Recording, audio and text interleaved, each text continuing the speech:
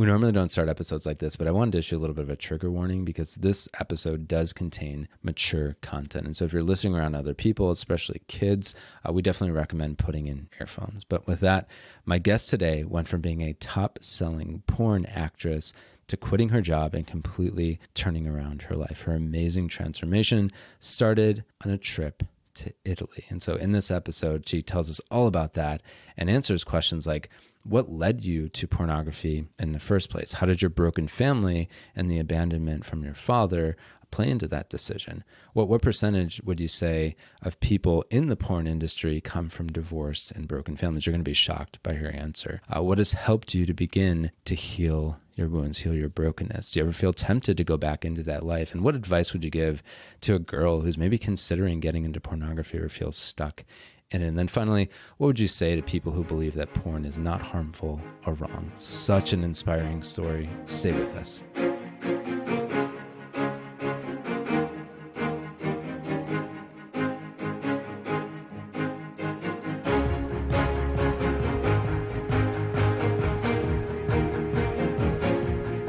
Welcome to the Restored Podcast, helping you heal and grow from the trauma of your parents' divorce, separation, or broken family so you can break that cycle. I'm your host, Joey Panarelli. This is episode 126. We're so happy that so many of you have found the podcast helpful and even healing. We've heard a lot of great feedback. One listener said this: I was brought to tears with your podcast. I agree. There are no resources out there for kids of divorced parents. My parents had no specific reason for their divorce, but now that I'm about 30, I'm looking back and seeing how huge of an impact this has had on my life. Love that this leans into Christian principles. Some good came out of my story too. Again, we're so happy to hear it's been helpful and even healing. We do it for you. Today's episode is sponsored by Blackstone Films. And a recent survey by Adobe, 98% of Gen Z and 91% of millennials said video is their top content choice. That's not really surprising, but if you run a business or a ministry, are you taking advantage of that?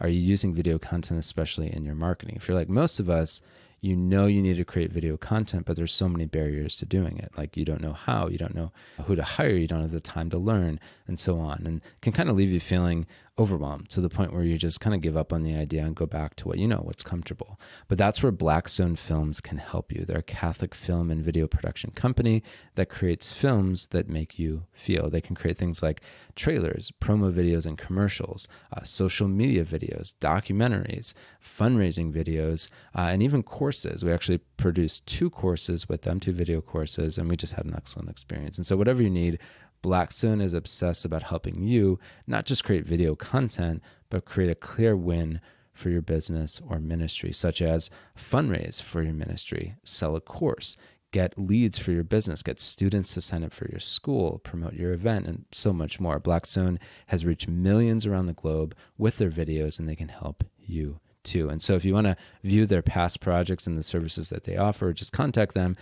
Go to blackstonefilms.co, not .com. Again, that's blackstonefilms.co, or just click on the link in the show notes. My guest today is Bree Solstad. After a past full of regrets, she converted to Christianity. She was a former top-selling porn actress and producer who had a radical conversion to Christ that began in the Catholic churches of Italy. After having a profound experience at the tomb of St. Clare of Assisi, Bree's sinful life began to come to an end.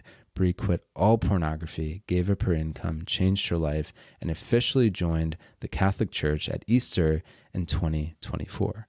Bree now handcrafts one-of-a-kind heirloom quality rosaries and other Christian jewelry on a humble little Etsy shop called Ave Maria Everyday. We'll put the link in the show notes for you guys. Bree is known on Twitter and Instagram as Miss B Converted and has been utilizing her rapidly growing social media presence to share her growing faith and convince others to turn away from the plague of pornography.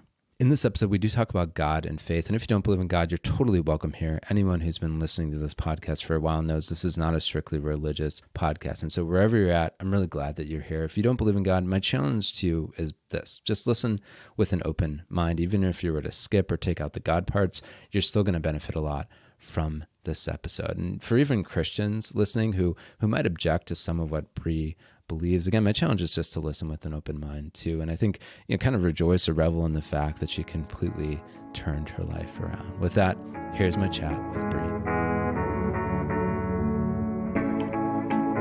Bree, so good to have you. Welcome to the show. Thank you so much for having me. It's just an honor to be here. I'm so excited to just dive into your story because your transformation is just incredible. I'm so inspired by it, and I love hearing more about that from anyone who's had any sort of story like yours. And so I want to get to that, but before we get there, I'd like to start with your former life. What led you to pornography and sex work? Well, honestly, I've been trying to pinpoint what is the linchpin in my life that put me on this path, and I'm still not really sure exactly what it was, but I know a lot of it has to do with the fact that I was raised with a single mother as an only child.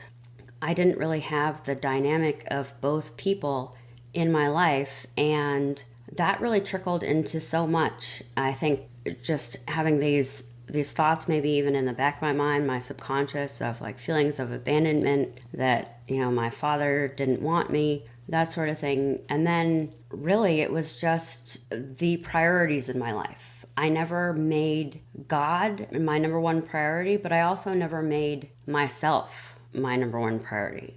I never really considered much of my own self-worth. And from there, it just spiraled out of control, and I look back and it's almost like I was telling myself, this is how every 20-year-old lives, going from meaningless job to meaningless job, and then just partying all the time, being reckless, being promiscuous. And really, I think that a great deal of what contributed to my abuse of alcohol, my abuse of my body, my degradation, my feelings of not being worthy, I think really stemmed from when I went away to college. I suddenly felt this newfound freedom, if you will. And not freedom that you think I'm away from home and I get to make my own decisions. No, my whole life being with a single parent, only child, my whole life was that kind of freedom where I always made my own decisions. I was extremely independent. I had to be. My mother worked all the time. I was alone all the time. I was a latchkey kid. That's why I really like crafts and animals and plants. Those are things that you can do by yourself. And then when I went away to school, it was suddenly I don't have to be the other adult in the household. And I didn't even realize any of this until later.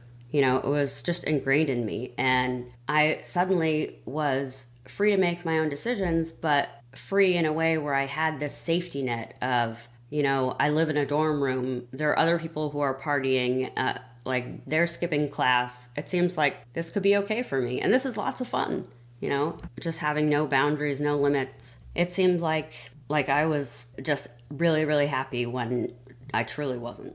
No, it's so good. Thanks for sharing all that. And it's so fascinating.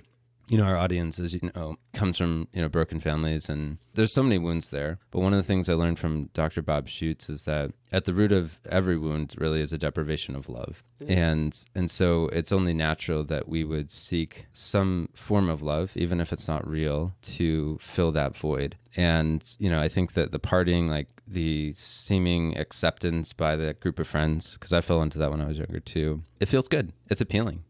We feel like we belong, and especially for people like us who maybe didn't feel like we belonged even in our own families because they were so broken, it can be really attractive to kind of go into that lifestyle. And so, this whole thing of coming from a broken family, it's so interesting how so many of us kind of look for love in all the wrong places. And then we even, and I know we're going to get more into this, but we even sexualize our pain. We sexualize what we dealt with. One of the fascinating statistics on this comes from Dr. Patrick Carnes. I've mentioned this on the show before. He's an expert on sexual addiction. And he found that 87% of people who struggle with a sexual addiction or compulsion come from a broken family. Yeah. Almost 90%. Which is just it's mind-blowing, but like you said, it does make sense. So it's not surprising. I think when I look at my younger self and, when I hear your story, it's it makes sense. It makes sense given what you've been through. It's not okay, but it makes sense given what you've been through.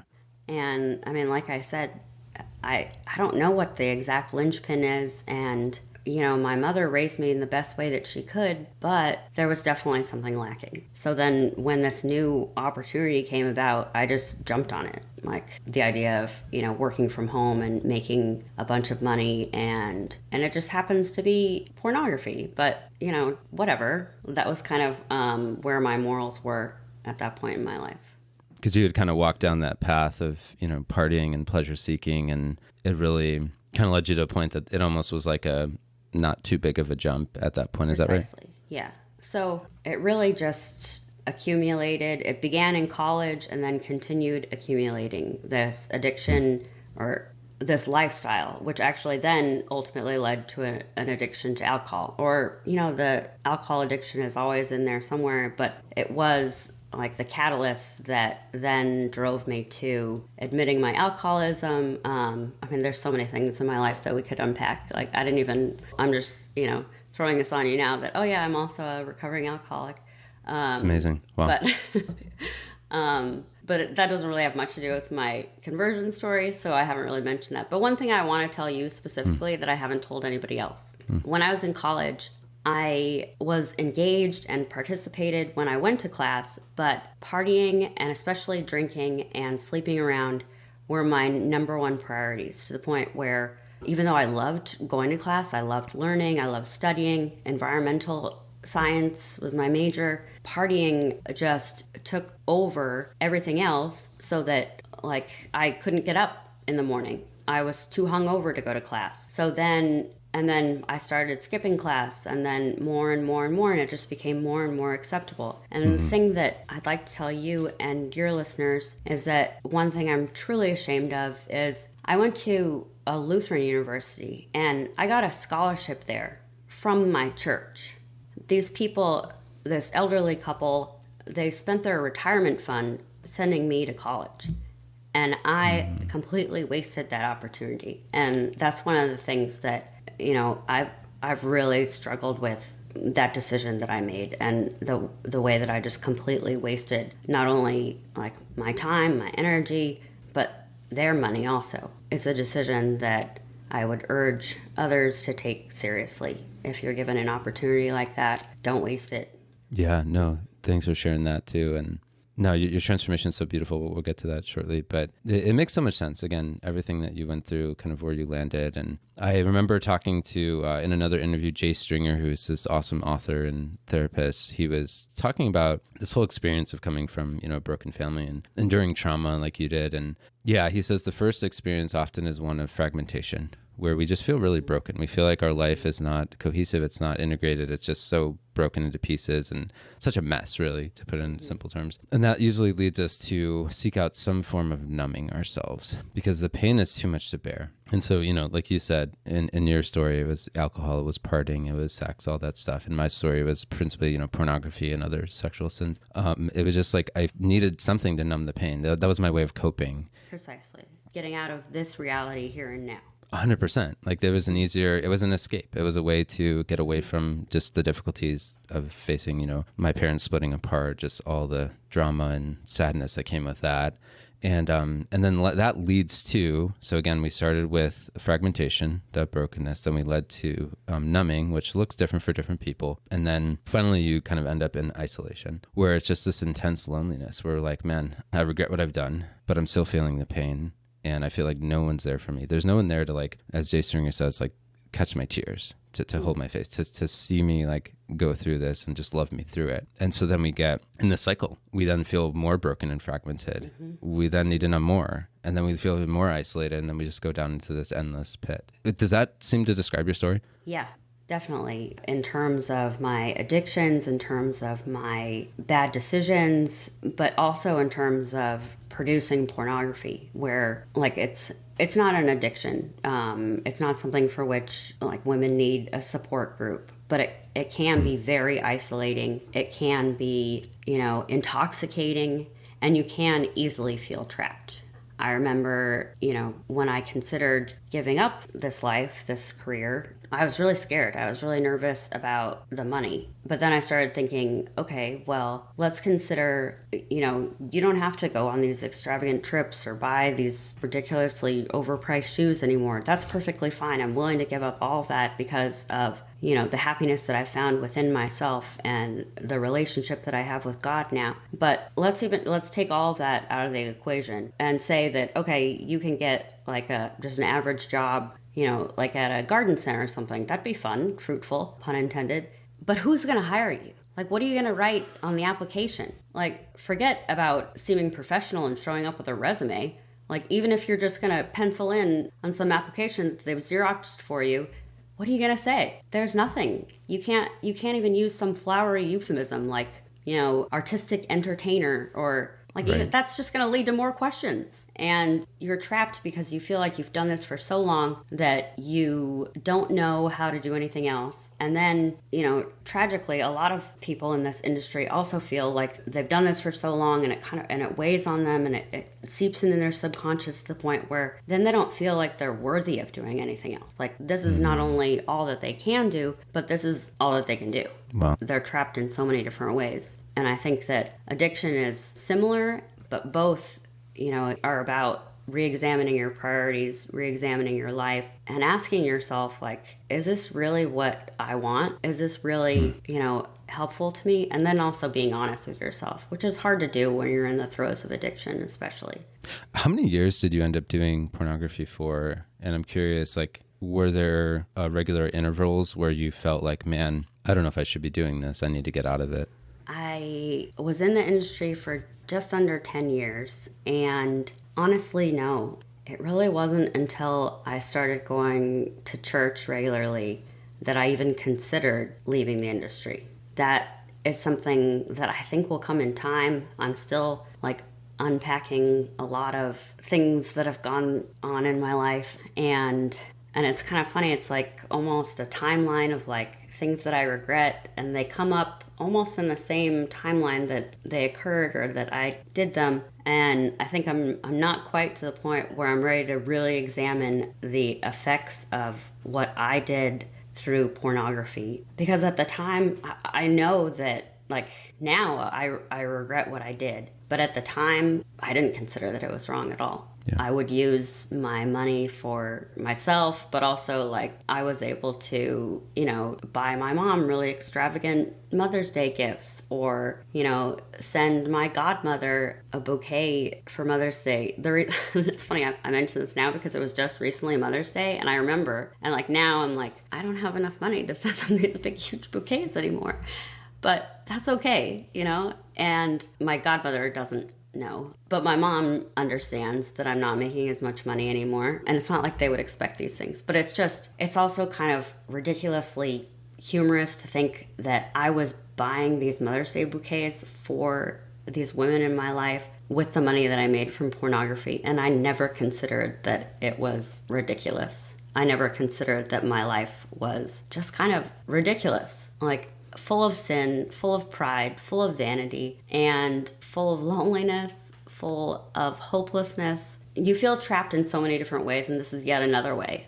You feel trapped mentally because your mind is telling you one thing, but also telling you a different thing. And it's so easy to justify your actions. I know this from my addictions with alcohol as well as all of the detrimental things that I did throughout my career in pornography. It's so easy to justify that this is fine, or even just, I won't think about it now.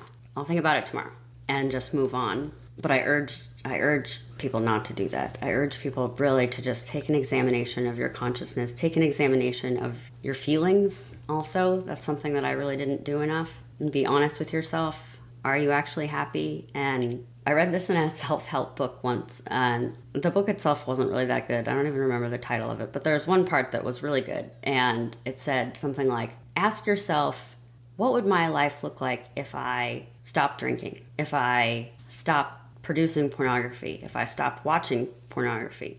And then really think about that. And again, it's easy to lie to yourself, but I think that most people would say that their lives look so much better without their addiction, without this overwhelming sin. And we're all sinners, continually all the time, some more than others, but that's not a reason to continue doing it. That's not a justification. You're not alone, but at the same time, like, expect more from yourself.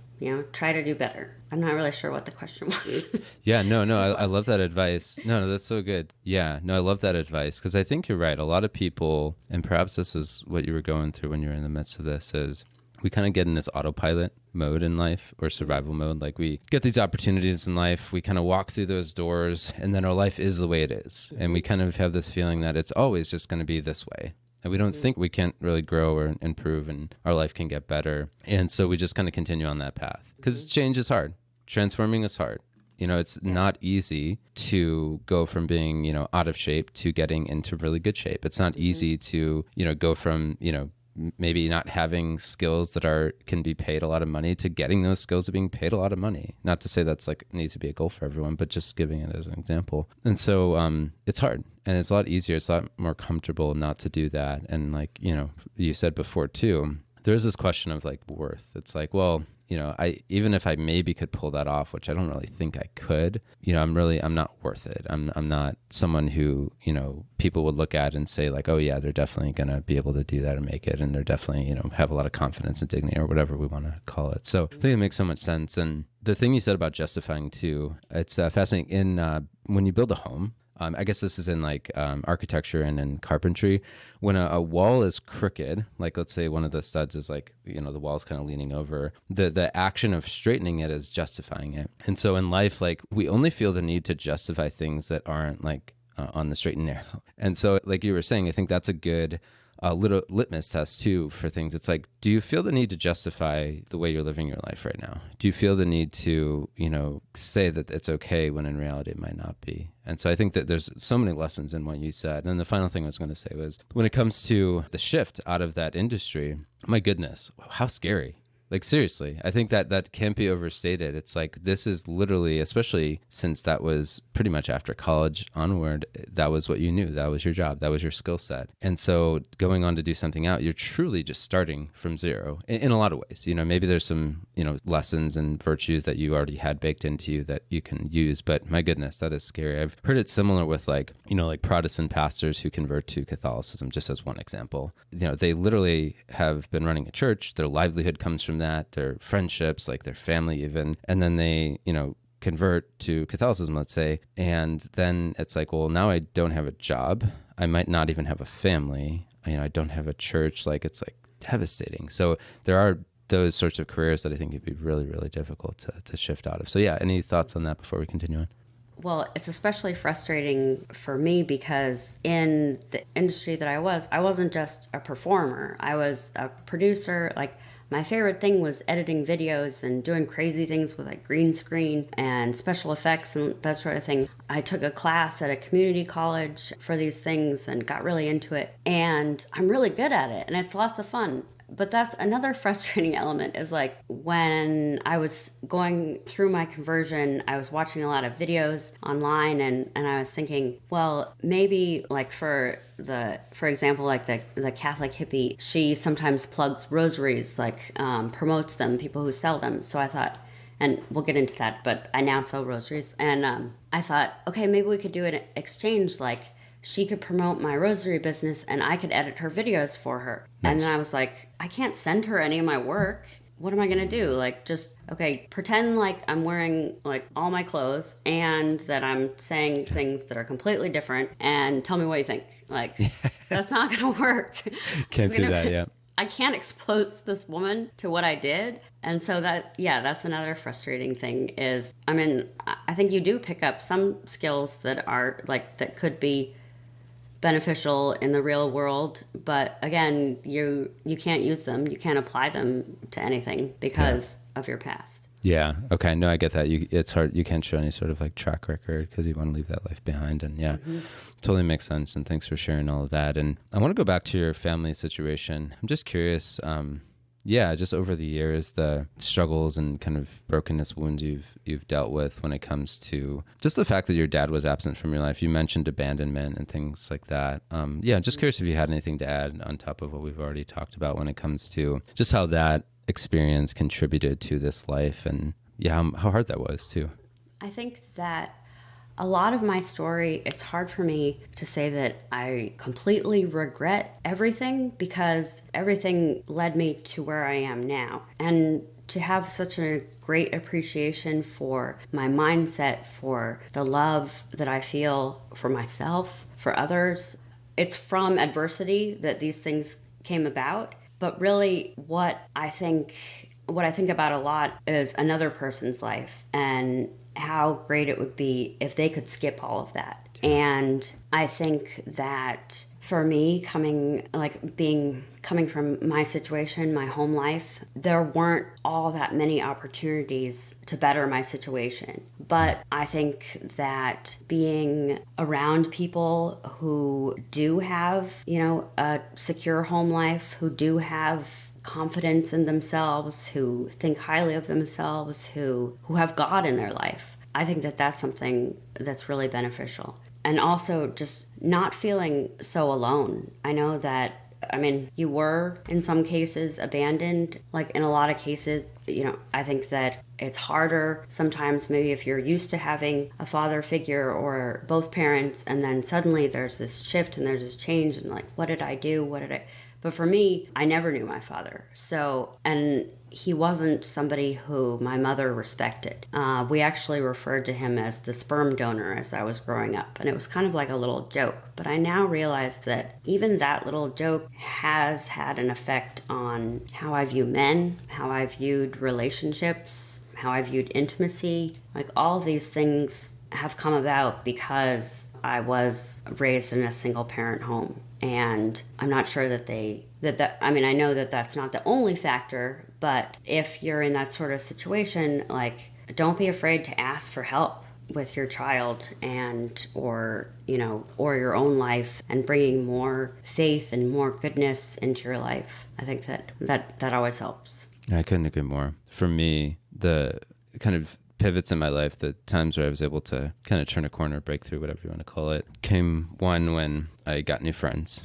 I've heard your friends are like an elevator. They either take you up or take you down. And the friends I was hanging around with, they were certainly taking me down. They were like my sports buddies, and I loved them, and I still look back on them. I don't like hate them by any means. I think that they came from really broken situations too, and they were just like caught up in this culture that was like, into pornography. They were into, like, we were so young too. Like, we're like 11-year-old kids. And that was that was the time I was exposed to pornography. And so 11, 12, 13-year-old kids, and just kind of sucked up by this culture. And for me, for some reason, I always knew that I wanted to be happy. And I knew that that wasn't making me happy. I knew that it was working to numb pain, that it was kind of an escape like we discussed, but I knew it wasn't ultimately making me happy. And so I met these new friends, and these new friends were like really happy people, like not fake happy, but like genuinely joyful people. And I was like, whatever it is you have, like, I just want that. And I noticed, like, when I spent more time with them, I was happier. And when I spent more time with my sports buddies, I was more miserable. And so I just started spending more time with them. And I was honestly like,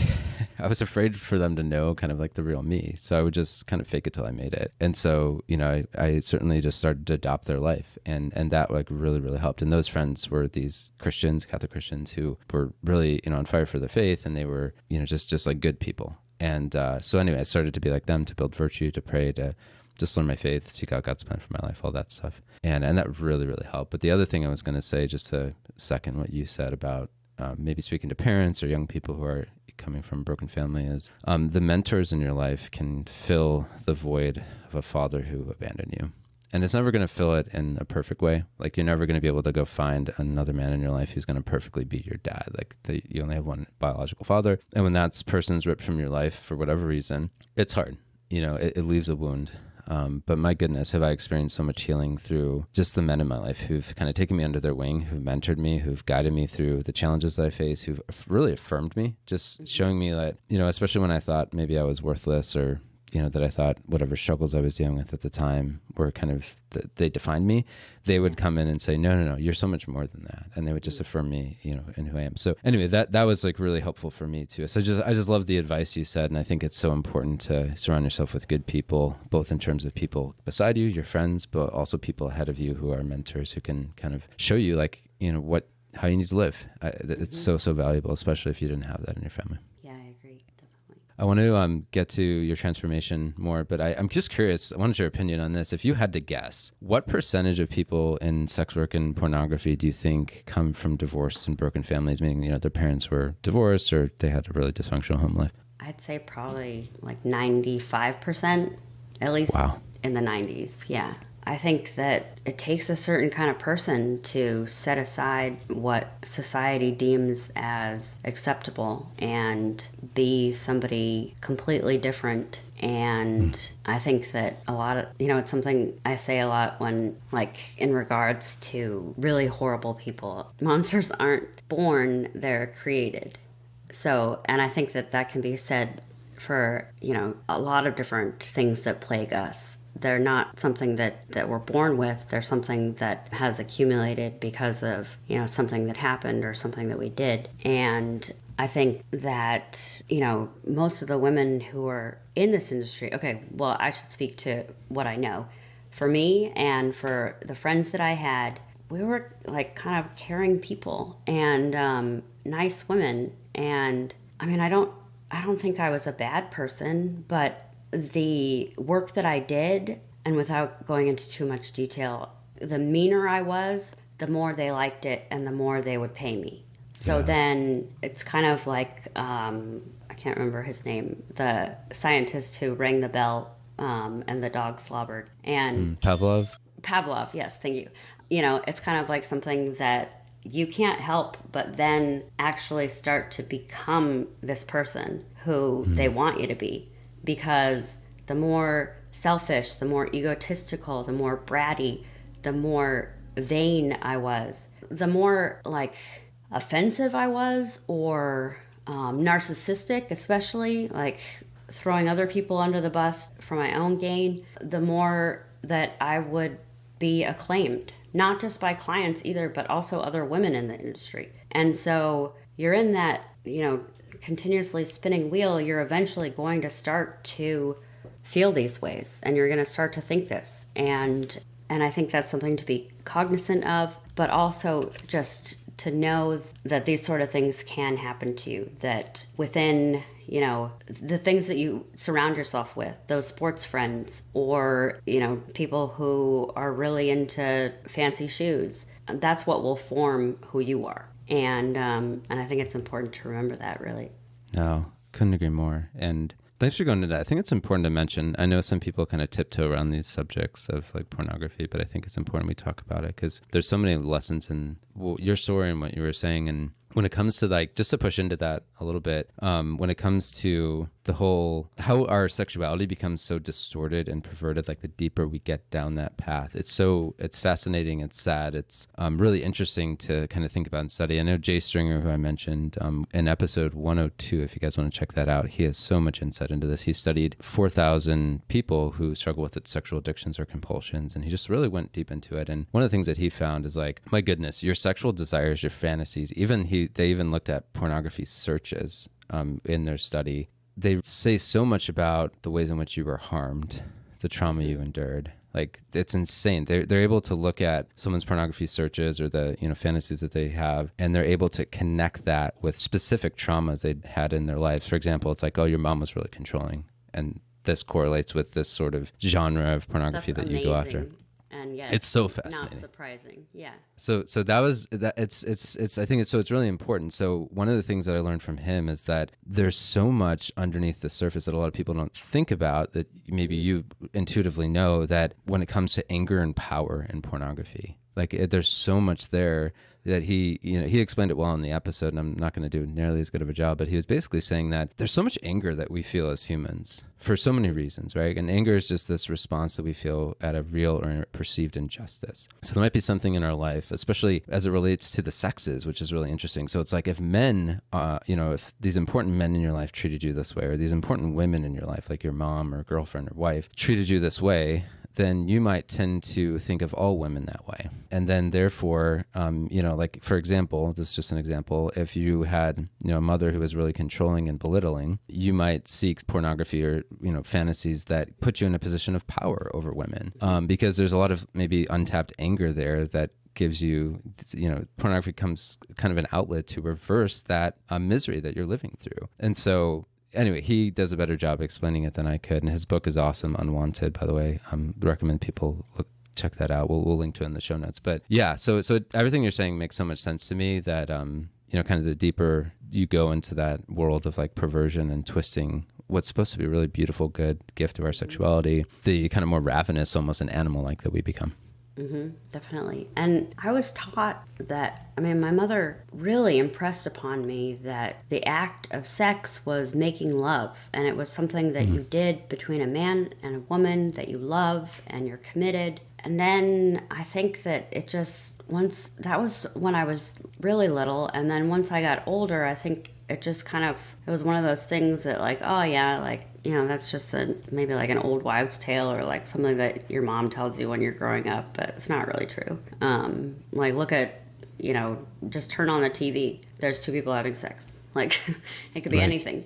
And it's not, we see it everywhere. And I think that not only the beauty and the sanctity of sex and the act of sex has completely been erased from our society, but now the pornography and the pornification of sex is just becoming more and more acceptable within our society. And wow. And it's tricky. Absolutely. No, and I love that distinction and that comparison of like, no, it's not that, the world doesn't glorify sex. It really degrades it. It really makes this like into like subhuman animalistic thing where, like you said, it's really meant to be making love. And it becomes this really, again, degraded thing that I think we all know that we want better than that, but maybe we think that it's not even possible to have something better than that. And so, so many good lessons in there. So thank you for going into all that. I do want to transition into your story and into your transformation. It's just incredibly beautiful. What was it that,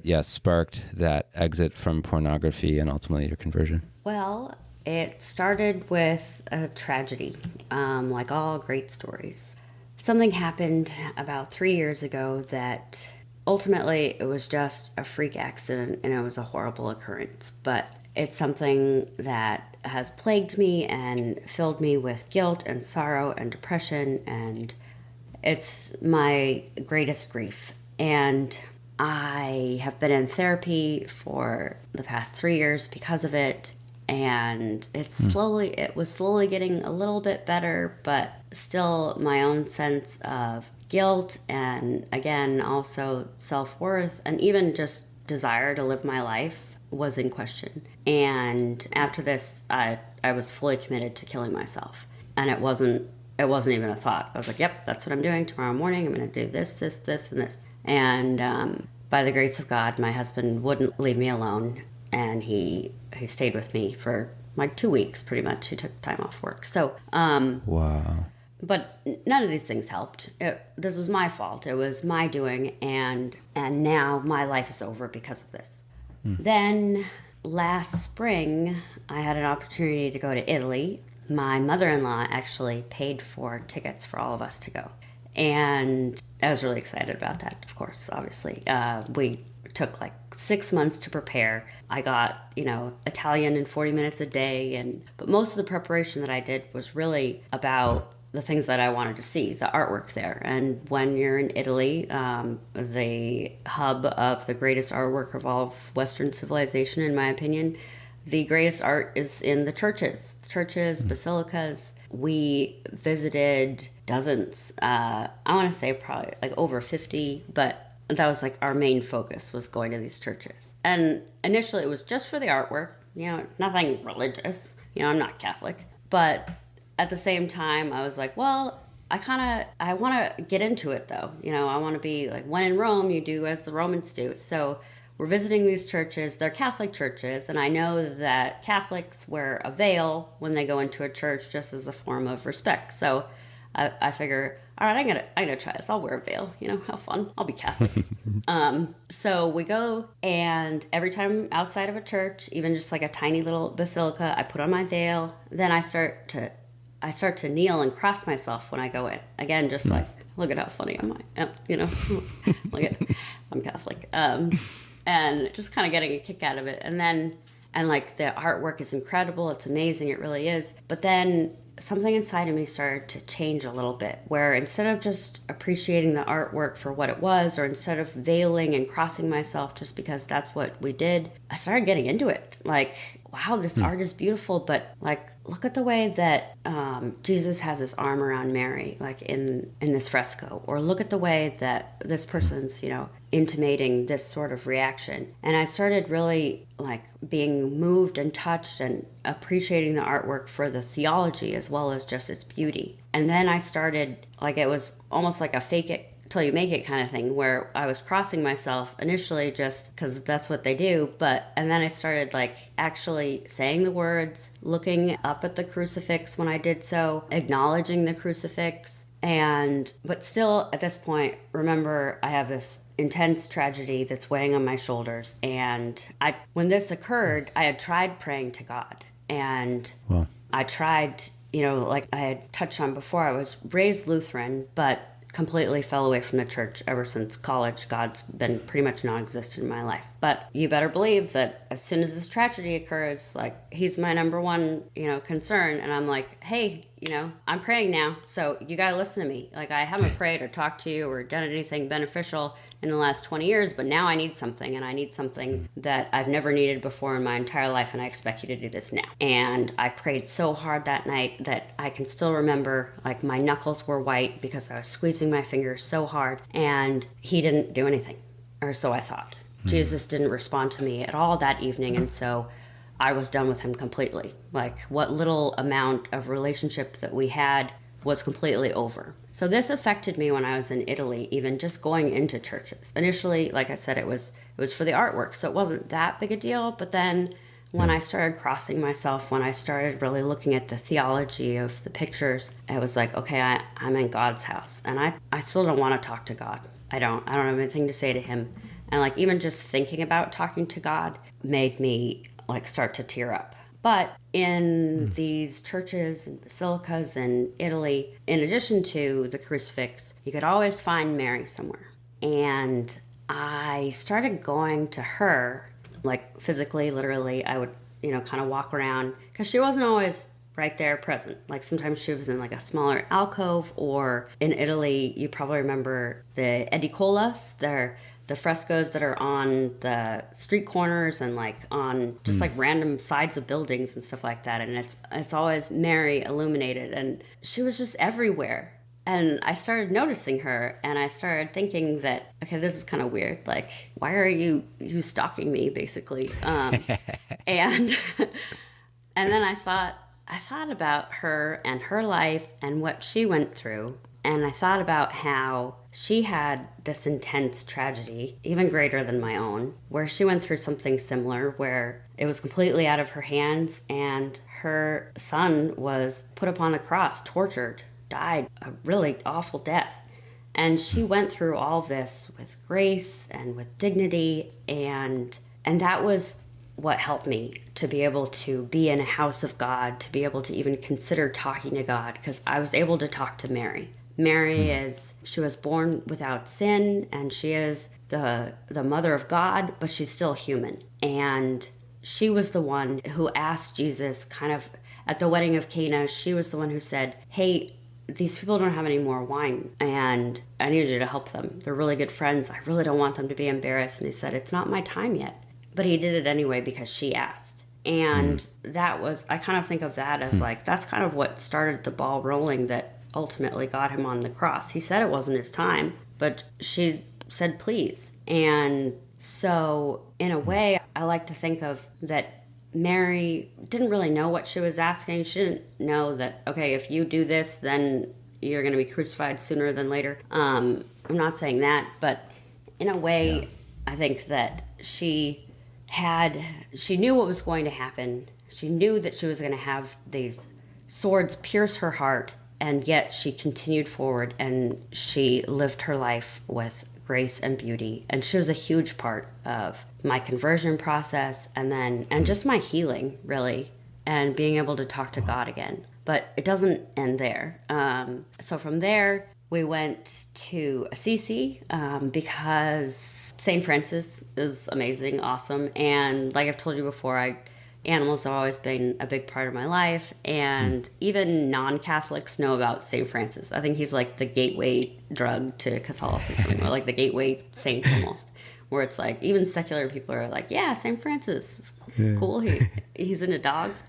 And that's how I was, I'll admit it. Went to Assisi primarily just for St. Francis, but then knew about St. Clare, his female counterpart, just from, again, I did a bunch of research before going there, and so I learned about their story. But she's like a footnote, in his story.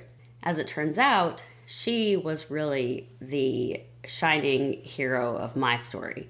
And I remember we went to Assisi, we went and looked at all these amazing things and all these different historical places where history was made, and we visited St. Clare's tomb, and not really thinking much about it. I still remember standing in line and like telling other people to shush because they were talking loudly, and you're not supposed to talk loudly and you're supposed to be respectful, but it wasn't like I was expecting anything at all. I was just coming, I had an opportunity to kneel in front of her tomb, and so I'm going to do it.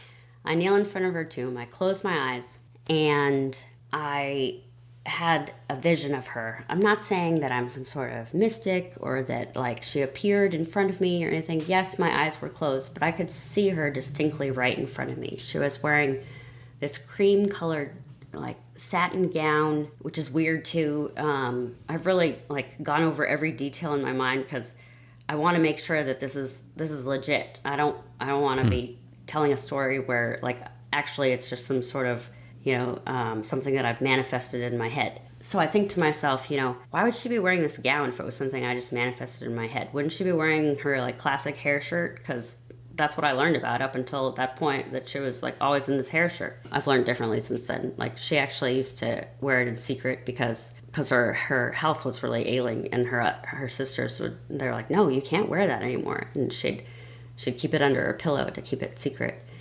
What a lady. So I'm kneeling at her tomb. I have my eyes closed. She appears before me in this satin gown, and I can really only kind of see the bottom half of her body, and the top half is kind of in this bright light. But she shows me her arms. She says, see how soft my arms are. She shows me her lap. She says to me that she'll take it. She said, you can put her here. You can put her here, and I'll take care of her, and you don't have to do all this on your own anymore. And you don't have to be the one to carry all this by yourself, because I'll help you. And ultimately, I think also what she was trying to tell me was that, I can take your suffering, and I'll bring it and give it up to God for you, because at this point, I'm still not ready to talk to God. I don't want to have anything to do with him. And I didn't even really know what an intercessor does or anything like that as far as like Catholic people. But I think now I can say that I think that's what she was offering to me, to be my intercessor, to be my go-between when I wasn't ready to talk to God yet. And she was also just offering me the opportunity to not be alone and not have to carry this pain with me all by myself anymore. And I got up from her tomb, and I'd like to say that everything changed, and now we're all happily ever after. I became Catholic and yada yada. Not yada yada, but you know what I'm saying. But that's not the case. I got up from her tomb, still crying. I went into one of the kneelers and prayed for a while. Was able to stop crying, but I didn't really think much of it until several months later, until I really decided to jump in with 2 feet and become Catholic. And then I really started thinking about, what was she saying to me? Because I remember leaving there and like being able to breathe easier, having like this weight lifted off of my chest, but not really understanding it and not really thinking it was some sort of supernatural occurrence. And now I think that she came to me. I think that she chose me to help me.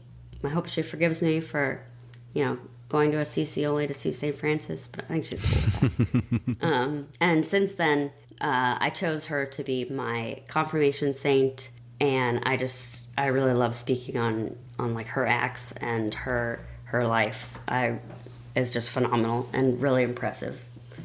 And so, yeah, that was a pretty special experience. So that was really what started it. And then from there, I came home, after an experience like that, after not just with Claire, but with Mary, and even with the crucifix, with Jesus, with everything, I couldn't go back to the way that I was living. I wasn't sure about going to Mass because I was, Lutheran, but I wanted those feelings that I'd gotten in Italy, and I'd never felt that in a Lutheran church.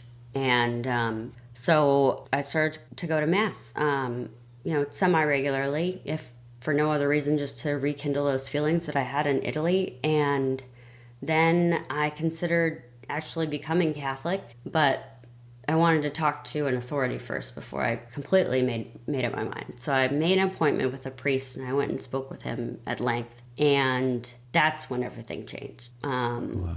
When he told me that God loved me and God wanted me to be happy, it was like a drink of water after a 20-year drought. And I didn't even realize I was thirsty, but I was so extremely thirsty. And that's kind of like how I was living, ever since my 20s, was I didn't realize how unhappy I was. I just was going day to day, I think like most people maybe, and I didn't realize that there could be something better. And it was that conversation with a priest that illuminated that in my life and in my mind. I started crying, and I just really haven't stopped since. It was an amazingly fruitful discussion. And then also, even before I got to speak with the priest, I was speaking with his secretary, and those same exact feelings that you talk about, Joy, where I want what she has. Within, I was there, I got there kind of early, and I think it was maybe 5 minutes. I had told her my whole life story about my recent miscarriages and everything that had happened to me. And somehow, I don't know, I just completely opened up to this woman. And then she told me about how her son had committed suicide. And I'm thinking to myself, man, I thought that I was selfish before, egotistical before. Nothing that has happened in my life could be that bad, that your son committed suicide. But look at this woman. Look at the faith and the beauty and just the friendliness. She was so friendly and so happy and so beautiful. And I wanted that. I not even, before I got to the priest, I was like, man, I like this woman. I'd like to be friends with her. After I talked to the priest, man, I like this woman. I'd like to be in class with her. It turned out, actually, she was the instructor for RCIA. Wow. So it just worked out, perfectly. And at that point, I jumped in with both feet, wholeheartedly, no looking back. And I'm so much happier for it. What a story. My goodness. So many layers to it. Yeah. I love how just going to Italy was kind of the spark, this transformation, because I absolutely love Italy. I come from an Italian family. I've had the opportunity to travel over there and spend time, and I worked over there actually for a little while. And my goodness, I just love it. So you're getting me excited. Want to go back, but it's so amazing there. I mean, you can't help but be Catholic when you're there also, or at least appreciate the Catholicism and just the spirituality, the faith, and then, not to mention the food and the climate, and oh my gosh, all that would be great. Goodness. It's just unreal. So good. There's so much I want to talk to you about, but this tragedy that you went through, I'm so sorry for that. Thank you. I think it's such a normal, a natural occurrence for those of us who maybe are far from God to then go to God in those moments of pain. It makes so much sense. You had that experience of disappointment, of being like, God, you didn't come through for me when I needed you. And I'm really curious to kind of press into that, because it seems like that he was kind of working in the background behind the scenes. I don't want to put words in your mouth, but you tell me. And then he did come through for you in a way that maybe you didn't expect. But I think it is really important, because a lot of people find themselves exactly where you were. That the pain and suffering in their life is this major wedge between them and a relationship with God. I think it's the number one reason that people give up on God and faith, in my opinion.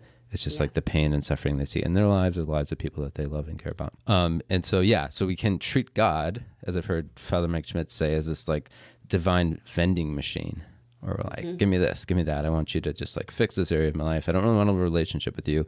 Just want you to be like this technician that comes in and just magically fixes this thing. How is your kind of view of God transformed through this experience where maybe you saw him somewhat as that? Again, I don't want to put words in your mouth, but then now you see that there needs to be a relationship, and there needs to be like, he's caring for you, but he might not give you always what you want, but he will give you what you need in time.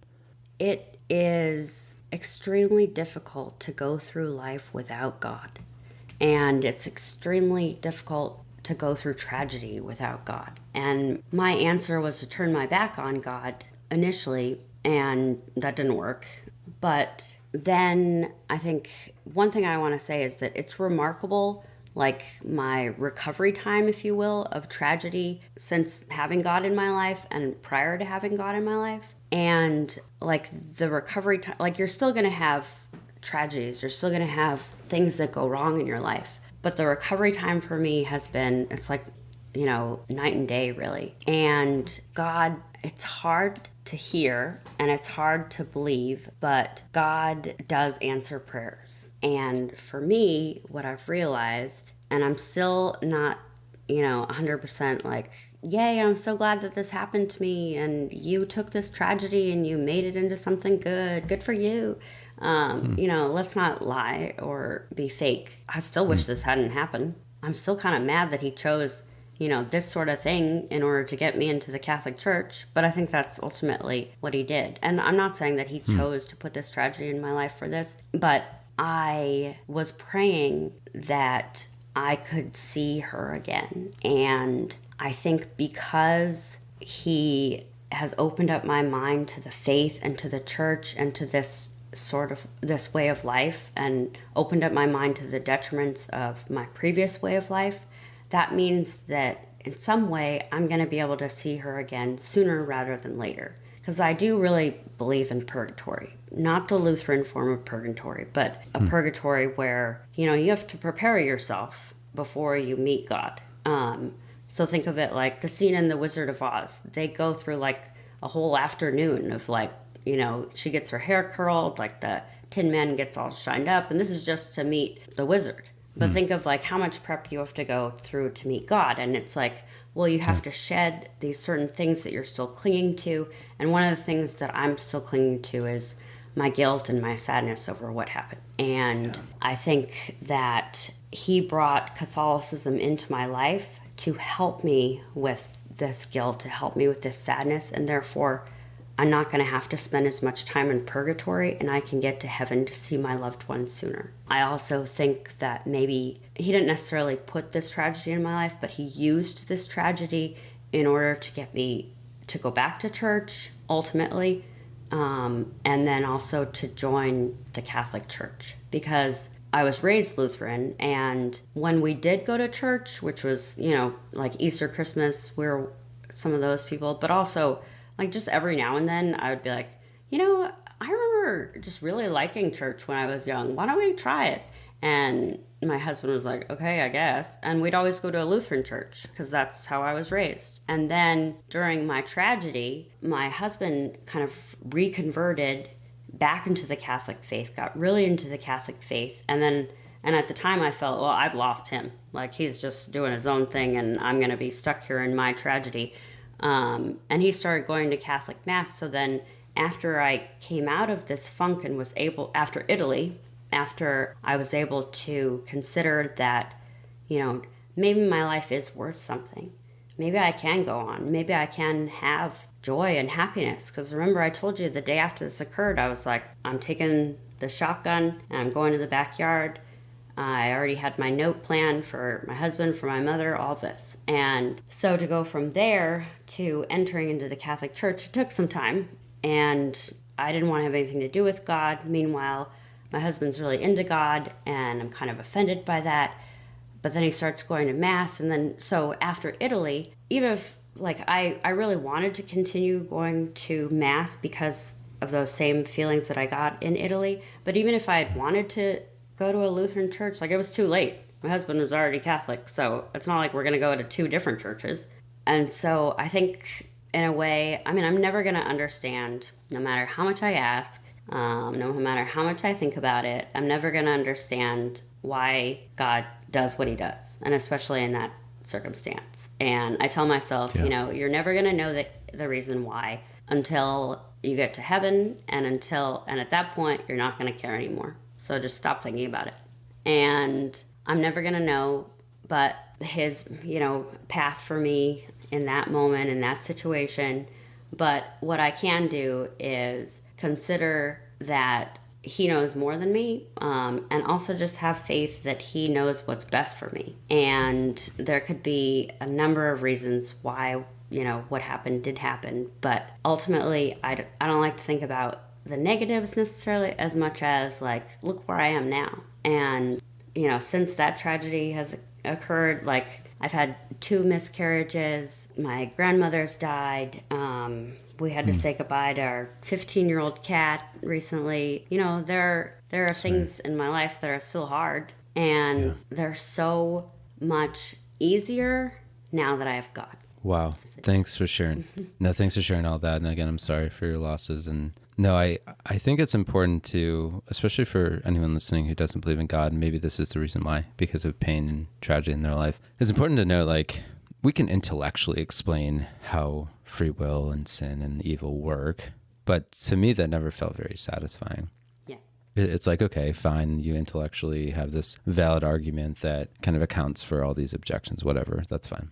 It's important to do, but it's not always so convincing. So for me, I think it is really, really powerful when you see someone like yourself who does suffer and does find some like deeper, greater meaning in it, and sees that God can somehow bring good out of it. That's one point. There's just something different about people who suffer, who, like you said, have like grace in their life, who have God's life inside of them. And even like just incredibly heroic stories of people who've sacrificed themselves for the good of others, to love other people. I think of the Navy SEAL Mike Mansour. He was a devout Catholic. He threw himself on a grenade in Iraq to save his Navy SEAL brothers. And, you can say it's like, oh, that's his training as a SEAL, as a special operator. That was part of it. But he did have this like selflessness about him. And so I think, like you said, suffering doesn't disappear from your life once you choose to follow God and have a relationship with him. But like you said, you become better and stronger and more virtuous and better able to navigate. And even like you said, see that this isn't the end. If it was the end, life would be very depressing. And I would personally see no reason to live, like too. I think that it kind of makes sense if this was it. And so, yeah, but I think overall, the thing that is the most mind-boggling for me when I have wrestled with this whole problem of pain and evil in my life is, I can never say that we have a God who doesn't know what it's like to suffer. Like you said, in the churches in Italy, it's like the crucifix is always there. Like, it's just mind-boggling that a God who, is all powerful, all good, all knowing, could come to earth, take on human flesh, become human, and go through all of that worse than, any of us could imagine. There's something in that just like, it stops you in your tracks. And I think that's the greatest argument, or the greatest maybe evidence that there's something about like human suffering and human pain that like God wants to work through. And it's not so clear. I can't explain it, but it is, it's evident that, this isn't the end, and that God is moved by human suffering, it seems. It's kind of similar to, I can't remember the name of it, but there's the Japanese pottery where you take gold and you fuse the 2 pieces together, so then they become stronger than before they were broken. And they become almost more beautiful too, because now instead of just pottery, it's lined with gold. And I think that's a really good analogy for life. And for any of those who need inspiration, even if you aren't religious, I suggest reading about the saints. I may be a little biased, but I think Saint Clare is just really inspirational. And there's so many of them who have gone through turmoil or tragedy, or even just, were ridiculed for their beliefs, for being outspoken, or for just, what they thought was right. And a lot of them end up dying because of it, and a lot of them end up getting killed because of it, I should say. So, I mean, that's pretty inspirational. No, I agree. And I think, a lot, like kind of like you experienced too, sometimes, especially if you come from a broken family, the idea of like God as a father is like, can turn you off a ton. It's like, my goodness, like, if you had a bad relationship with your dad or he mistreated you, it's like, why would I want any sort of father in my life? And so, like you experienced with Mary, the saints, from what I've seen, are these, and by definition, just for everyone who doesn't know this, saints are people who live lives of heroic virtue, who have, just were incredibly virtuous people. And so, the typical people you think of are, Mother Teresa, you think of Pope John Paul II, you think of, any number of people that are kind of these well-known, quote unquote, saints. And so, yeah, looking at them, though, they best reflect God on earth. And so, like you're saying, Bree, if you, are maybe hesitant to go to God, just look at their lives. Just see the way they lived and see if that's something that's compelling and maybe better than the life that you're living now. And for me, it's been so inspirational and really challenging too. It's almost like we were saying before with your friends. If you surround yourself with like saints, it's like, my goodness, like I have a lot to work on and I want a lot to go through. So anyway, there's so much there. And the one final thing I was just going to mention about like pain and suffering in my life, because I've really struggled with this. Like I've really gone through seasons of my life where it's like, God, when my family was falling apart, when my parents were getting divorced, when, all these bad things were happening, like, where were you? Because it honestly seemed like he was just like absent. It seemed like he had abandoned us. It seemed like he was just like sitting on the sidelines, watching, us kind of get beat up. And so it took a lot of time, a lot of prayer, a lot of, walking with mentors, spiritual direction for me. And to kind of see that he wasn't just standing in the distance. He was actually right there in the midst of it, working in the background. And would I have liked him to make himself more obvious? I would, yeah. I really would have. That would have been nice. Would I liked some more quick fixes? That would be really nice too. But for some reason, he works silently in the background, and he works especially through other people, and he plays the long game. The really long game sometimes. It's like, my goodness, like a quick fix would be nice here or there. So there's something about that though that I think is worth like pondering. It's worth wrestling with. So no, so good. I wanted to just make this point and get your thoughts on it too. Your story is just so beautiful and inspiring, and there really is this such clear theme of beauty in your story. Obviously, in the past, as you've shared, you've used your physical beauty in a way that you regret, in a wrong way. But in Italy, the beauty there sparked this longing in you for something greater. Like you wanted to experience that beauty again. You want to experience those feelings, like you said. And now, you're using your beauty, you're using your story to inspire others, and your eye for beauty even to create this beautiful jewelry and, rosaries, like you said, for other people. And so it's really profound. As I was thinking about you and your story, I'm like, it's really profound, this like theme of beauty, especially the whole fact that you were won by beauty, like beauty won you. Mm-hmm. Any thoughts on that? I think really like conversion is where you find it. I was lucky enough to have some pretty beautiful women encourage me, both literally, physically in front of me, and also Mary as well as St. Clair. But the gateway to God is just wherever it appears in front of you. And I have a pretty unique story, and I really like the way that you surmise that with like different elements of beauty. But whatever it is that makes you truly feel better about yourself, just go with it, run with it. And that could be your gateway to God, your gateway to a better life, your gateway to feeling better about yourself. That's probably the first thing that you would hope your gate leads to.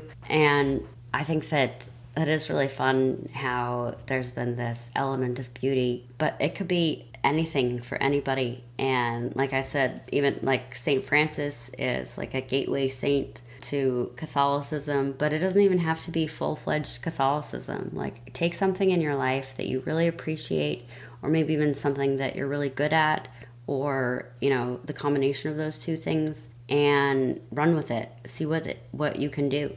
I'm amazed and just completely blown away by the success of my new rosary business. I mean, to think a person like me who's not only Lutheran, recovering alcoholic, but also used to produce porn, and so many people want to buy rosaries from me. Like, what?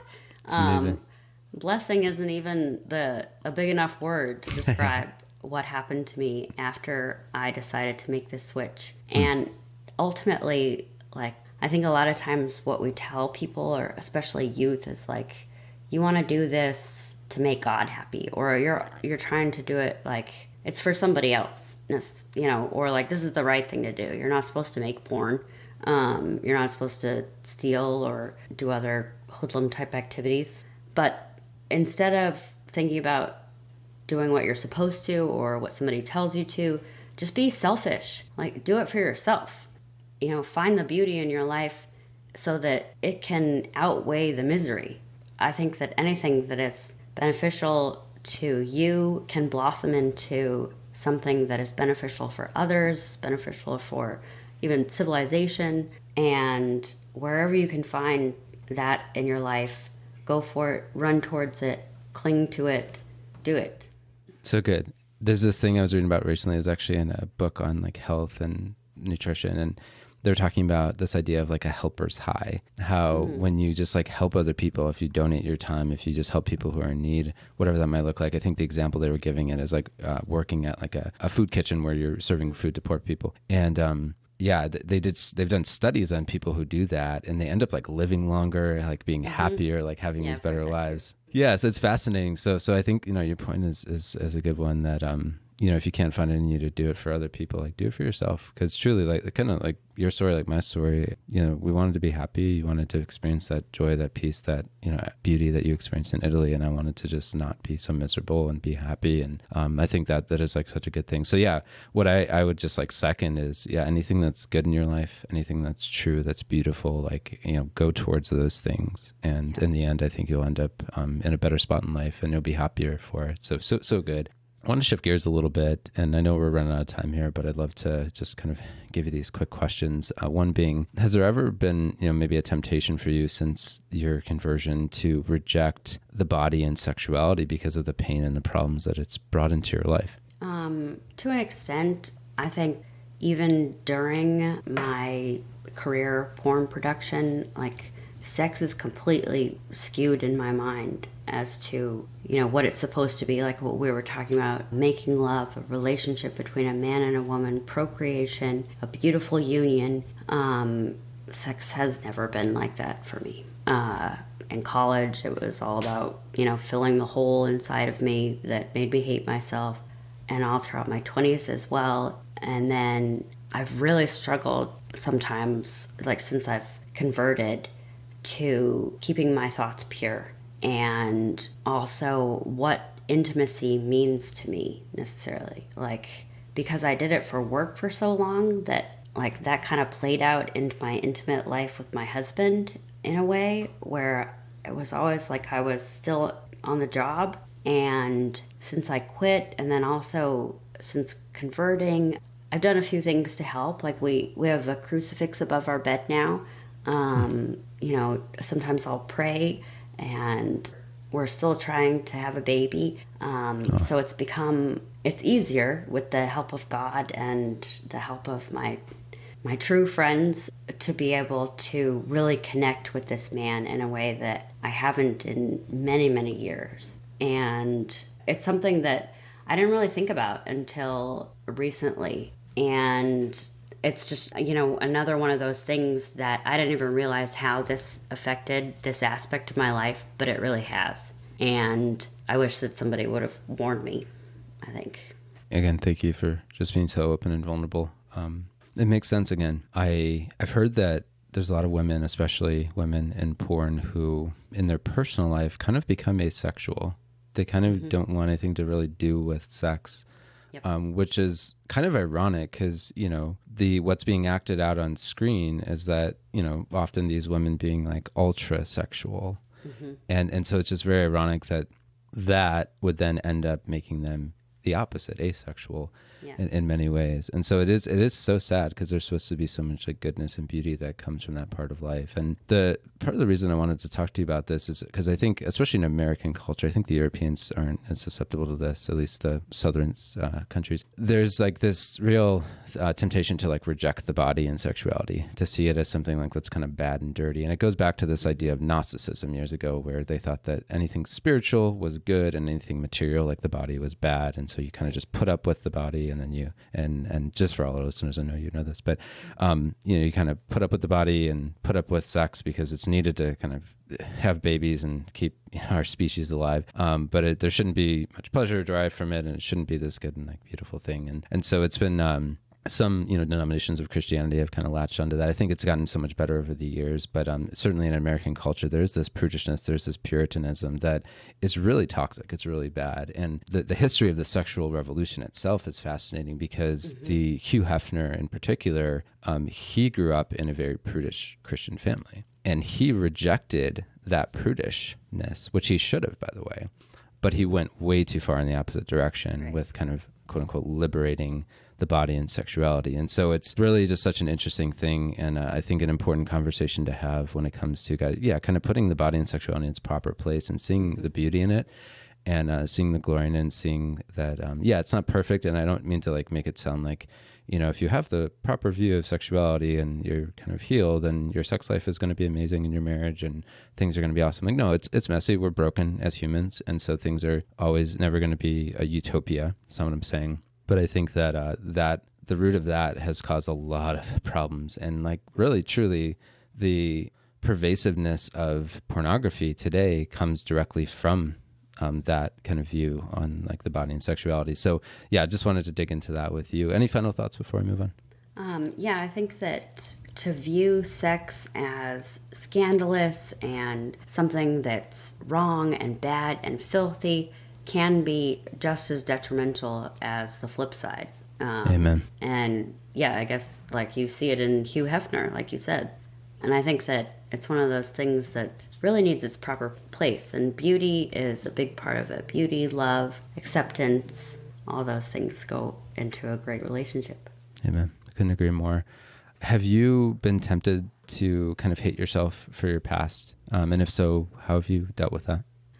Certainly. Like I said, it's not just about porn production. It's like all of us, we have, we all have pasts. We all have sins. We all have regrets. And I think really one of the best ways that I've dealt with this is, again, talking to people who have been there, who also made poor decisions and then have rectified, remedied their lives.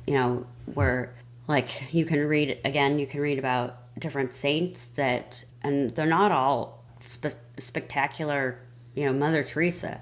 Like a lot of them come from certain backgrounds and then have changed for the better. A lot of people mention Mary Magdalene to me, and she was a prostitute, and then, she became one of Jesus's most trusted disciples. But also you can find those people in your life now. I can't stress the importance of, talking to other people, especially in your own situations. Initially, when I quit drinking, AA was a huge resource for me. And during that first year, it was really one of the best things that had ever happened to me. It was the greatest thing in my life. And a lot of that is because I talked with people who were freely, openly discussing all the horrible things that they did when, they were drinking. And now, so not only was that like completely mind-blowing that you're just like openly talking about how you got fired from your job or how you stole your daughter's lunch money like to buy booze. You're just saying that. Like that is inspirational. And once you've told your rock bottom story to a room full of complete strangers, your life will never be the same. And so things like that, I think, are really helpful. And they're helpful to understand that you're not alone. They're helpful to understand that other people have done these things and worse. And it's helpful to see people who have done these things worse and now are better because they've stopped doing them. I've definitely been tempted in, several times in my life too. And I've gone as far as to say that, there were many, many years that I think that I just completely hated myself. But I hated myself more when I was in amongst the detrimental behavior, when I was drinking, when I was doing porn. Now that I'm out of it, I like the way that you said it's tempting to still hate myself, but I have a hard time hating myself these days. I don't know if that sounds like egotistical, but that's a good thing. That's a good thing. Yeah. Because the people that I engage with, the people that are in my life, my work is so rewarding.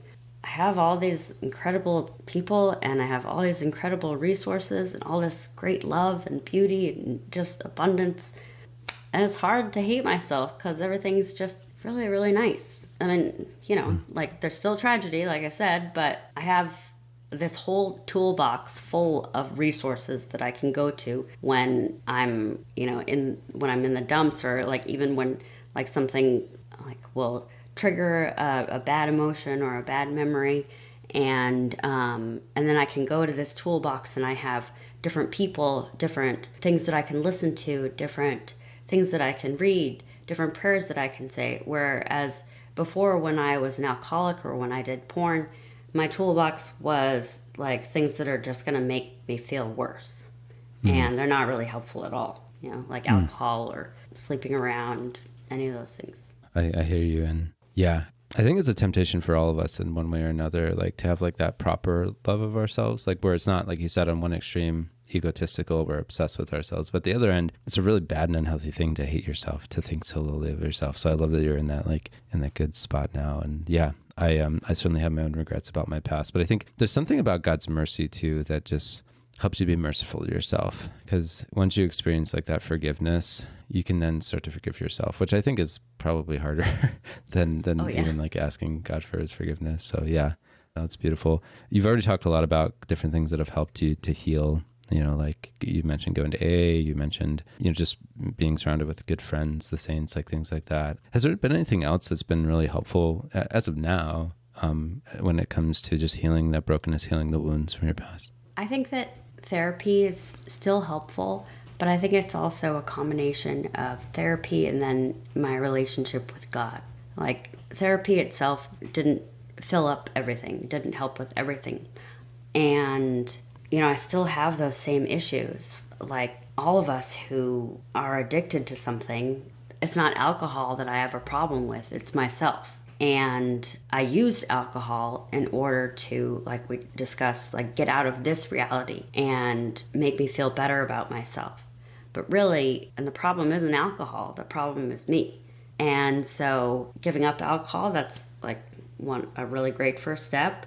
And then, working on yourself, going to therapy, that's another really great first step. But I really have to say that it's because of God that I have this complete and total feeling of healing.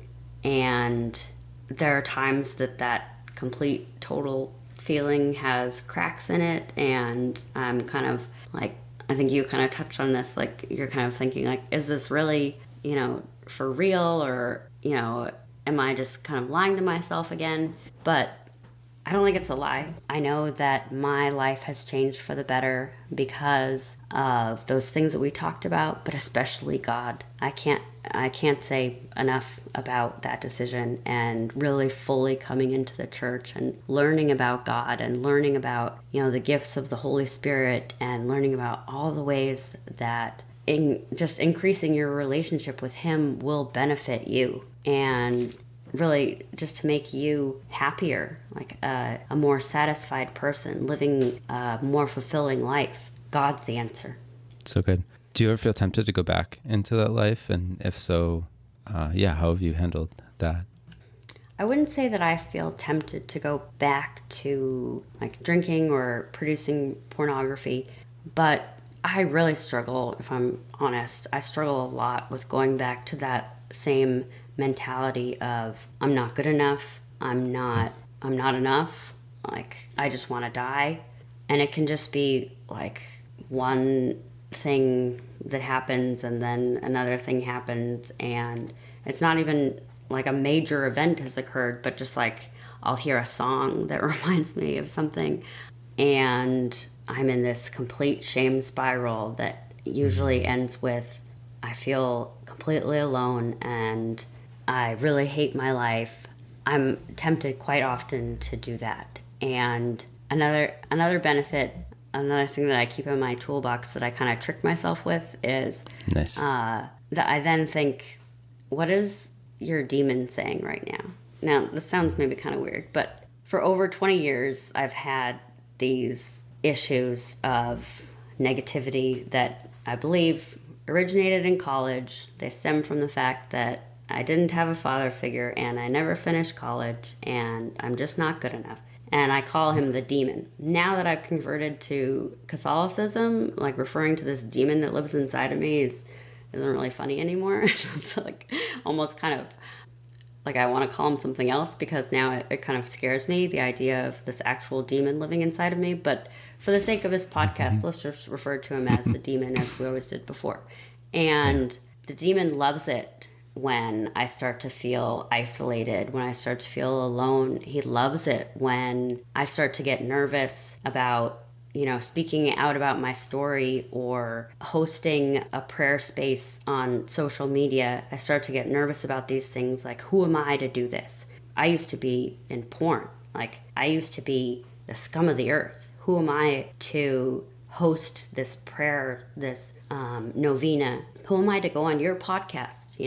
Who am I to do any of these things? And I know that's my demon saying, and he wants to do whatever he can to keep me isolated, to keep me feeling like I hate myself, and to keep me from spreading this joy that I have inside of me. And I still have to watch out for that, because I'm really susceptible to feelings of self-loathing, and it doesn't take much on some days for him to get under my skin. But then really, when that happens, some days I have to admit that I'm still not good at relying on prayer and God for first thing, but it is a learning process. And some days when that happens, I can so easily just let this demon get under my skin and convince me that I'm not good enough, that I shouldn't even be alive. But then most days, I'm able to see what's happening. I'm able to recognize the demon for what he is, that he's trying to bring me down. And I think one of the reasons why this demon loves bringing me down and is always trying to bring me down is because I'm afraid of success.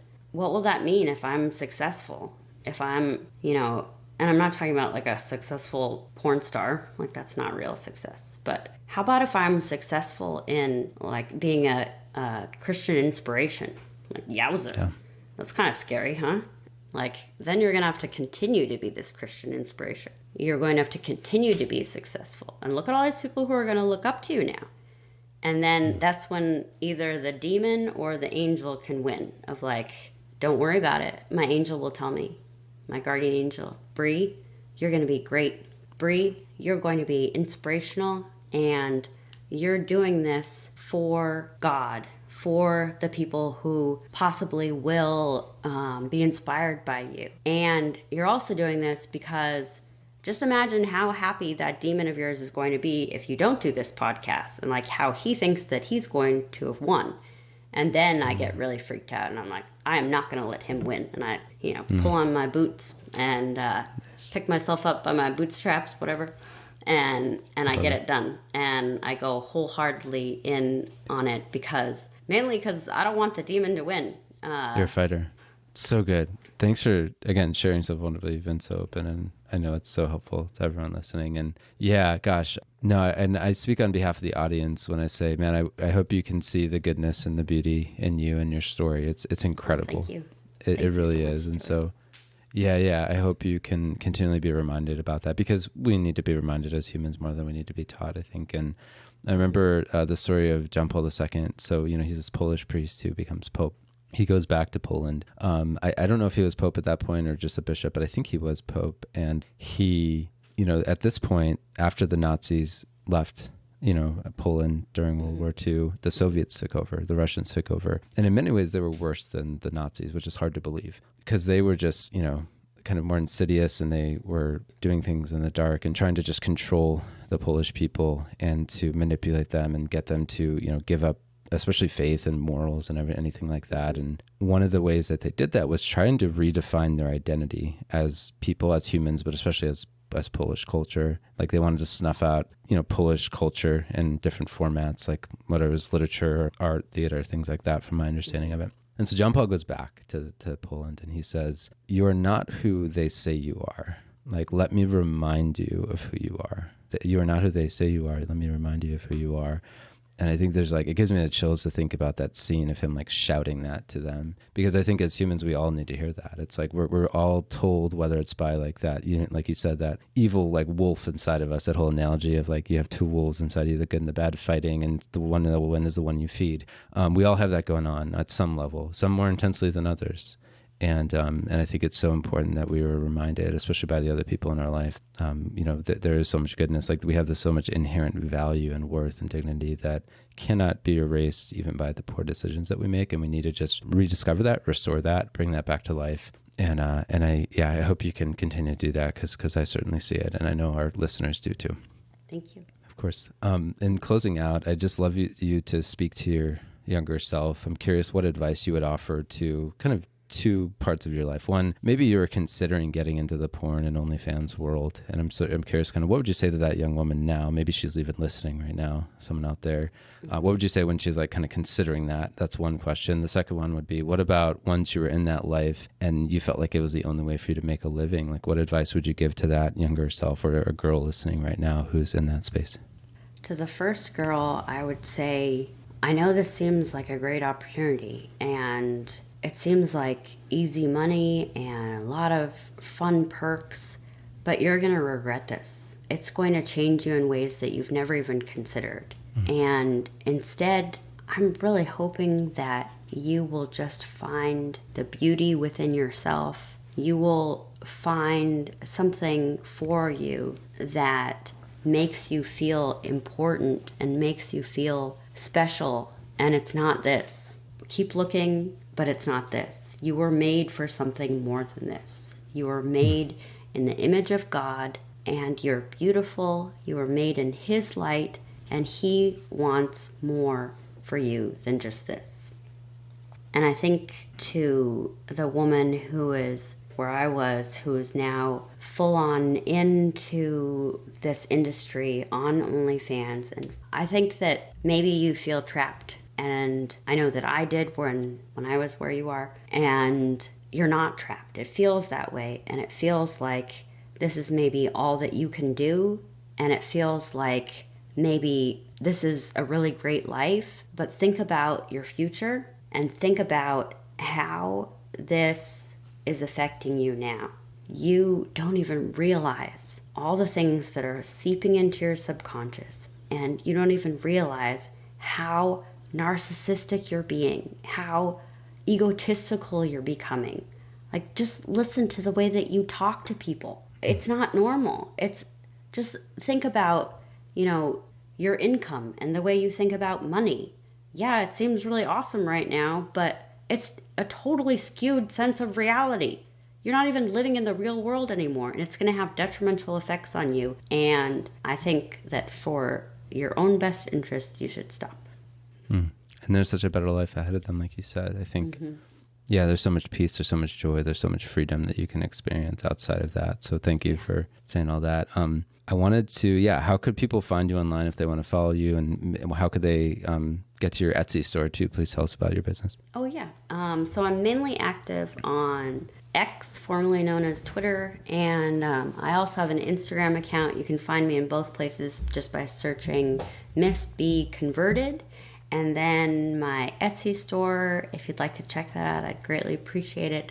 I'm constantly selling out of things, so if there's nothing in stock now, just check back. Like I said, it's been amazing, just an amazing success. And the address for that is avemariaeveryday.etsy.com. And thank you to everybody who has supported that business a lot. Absolutely. It's just meant so much to me. Now you're offering a lot of valuable things, and so we'll make sure to link to all that in the show notes so you guys can make use of that and follow Bree on social. Bree, it's been such a pleasure talking with you. So grateful for you and your story, and I know it's going to inspire a lot of people for many years to come, and you're reaching thousands of people through this show alone. So I wanted to give you the final word. Somewhat a similar question, but different. I'm curious, like, what advice or encouragement would you give to maybe the men and women listening who they don't really see a problem with pornography? That's one question. And I think a lot of our world is there right now. The second one is, what advice or encouragement would you give to maybe someone who does see the problem with pornography, but they feel stuck? They have these unwanted sexual behaviors in their life. They want to be free of them, but they feel stuck. So I'll give you the last word. Thank you for that opportunity. So to those of you that don't really think pornography is a big deal, I used to be right there with you. In fact, I would actually, obviously, I would encourage pornography because that was what I did. But also even prior to that, I used to think of porn as, it's a place where you can go to explore your fantasies. And this way, like if your fantasies are kind of taboo, like you don't have to act them out in the real world and you can just live vicariously this way. But that's not how our human psyche works. And like if you have something that's taboo, maybe you should talk to somebody about it instead of feeding it and engaging in it. And some people might even say that watching pornography altogether is pretty taboo. And I think that, you can choose the wolf who you want to feed, who is inside of you, who makes good decisions and who will lead you to a better life, or you can feed the wolf who is detrimental, and you really have to choose between those two. So what you're putting into your mind, is it good or is it detrimental? And I think also, like, for people who think that porn's really not that big a deal, one thing that most people don't know about, and I'd really love to educate more people about this, is the link between pornography and sex trafficking. And for those of you that don't know, sex trafficking is where you steal someone and make them into your sex slave, or sell them to be somebody else's sex slave. I'm not really sure. I'm sure that most people know the definition of that, but I want to be distinctly clear that sex trafficking is when it's done without the other person's consent. And a lot of pornography is actually just that. It's done without the other person's consent. I didn't know this when I was doing pornography, certainly not in my industry, but on major porn sites, a great majority of the people in those videos are doing this against their will. And just by visiting that porn site, you are contributing to this. But not only that, when you get a subscription, even, to places like OnlyFans, have you completely done all of your research as to where that money goes and who this guy is and who this company is? Because sex trafficking is one of the leading problems in this world. I would say, like, one of the most horrific, disgusting things that has become so very popular. I don't think that people are even aware of the amount of people living now as sex slaves. That there are more people living now as a sex slave than there were slaves in all of Egypt, than there were all the slaves within, prior to the civil rights emancipation. And you don't see it every day. It's very, very hidden. But watching porn, producing porn, even scanning like free porn sites, all of those things you're doing is to support people who are forced to be sex slaves. And like, how gross is that? You don't want to be a part of that. You don't want to support that. And most of you probably haven't even considered that, but look into it, do your research, and make sure that you know everything that you're talking about, and make sure that you know that about all the hidden facets of this seedy world. Because it's not beneficial, it's not helpful. It destroys lives, it destroys marriages, it destroys families, and you could have something so much better. And if you yourself are struggling with pornography, with an addiction to pornography, I'm really sorry for that. And there's a couple of amazing resources out there. There's a website called Covenant Eyes, where you can go and sign up to have someone be accountable for what you watch online. There's strive21.com, which is a resource specifically for men who are addicted to pornography. It's run by Matt Fradd, he does the Pints with Aquinas show. He's really goofy and I like him. And then there's Magdala Ministries, who is run by a woman who herself, she was addicted to pornography and has since completely turned her life around and offers ministry for women who are in that situation and support groups.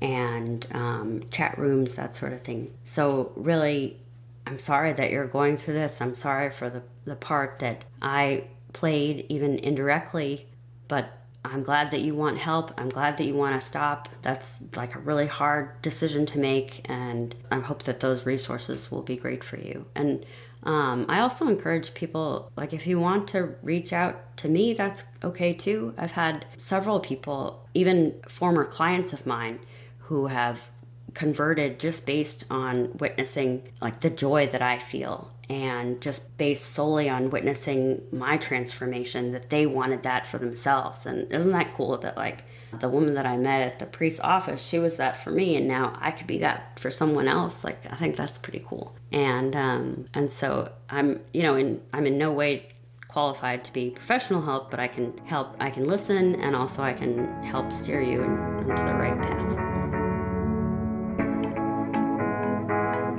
If you want to know more about human trafficking and sex slavery, like Bree mentioned, I totally recommend checking out the movie Sound of Freedom. Some of you have probably already seen it, but you can stream it anywhere like Amazon Prime, and it's definitely worth the $4 or $5. And if you want to take Bree's advice and learn more about the harms of pornography and how to overcome unwanted sexual behavior, I wanted to mention a few resources in addition to what she recommended. The first is a book called Forged by Matt Fradd and Jason Everett. It's a 33-day challenge to help men specifically break free from porn and unwanted sexual behavior. The next one is called Fight the New Drug. It's an awesome organization that makes the research on the harms of pornography really easy to understand, and it's totally secular, not religious at all. I'd also humbly recommend listening to our podcast series called Healing Sexual Brokenness. In the series, we just interview a lot of experts, and they give really practical tactics and resources that you can use to overcome unwanted sexual behavior. And it's so relevant for people like us from broken families because, like I said in the interview, one expert found that almost 90% of people with a sexual addiction come from a broken family. And so it's super helpful for people like us. And if you want to listen to that, there's two ways to do so. On your podcast app, just make sure to select our show, Restored Helping Children of Divorce, and you can search Healing Sexual Brokenness, and you'll see all of those episodes. Or you can just click on the link in the show notes, which will bring you to restoredministry.com/sexual brokenness, where you'll see all the episodes and you can select the one that you want to listen to. And finally, because the topic of suicide came up, if you or someone you know is thinking about committing suicide, just call or text the number 988. It's just 3 numbers, 988. Again, call or text 988 or go to their website, 988lifeline.org. That wraps up this episode. If you know someone who's struggling from their parents' divorce or broken family, feel free to share this podcast with them. Honestly, feel free to take 30 seconds now and send it over to them. If someone would have done that to me, as someone who comes from a broken family, I would have been super, super grateful for that friend. In closing, always remember you are not alone. We're here to help you feel whole again and break the cycle of dysfunction and divorce in your own life. And keep in mind the words of C.S. Lewis, who said, "You can't go back and change the beginning, but you can start where you are and change the ending."